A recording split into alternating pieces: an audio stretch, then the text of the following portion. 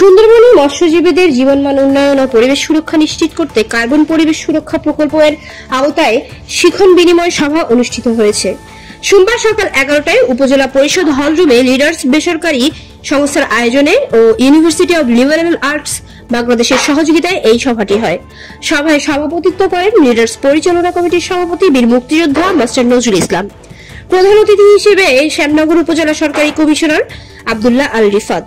প্রকল্পের অগ্রগতি নিয়ে আলোচনা করেন leaders programme officer ABM Zakaria এবং টিম লিডার রেখা খাতুন।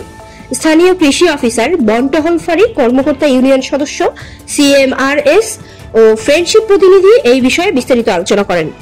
উপকারভোগী হিসেবে বক্তব্য রাখেন মুন্সিগঞ্জ ইউনিয়নের পঞ্চিরানী ও ফাতেমা খাতুন।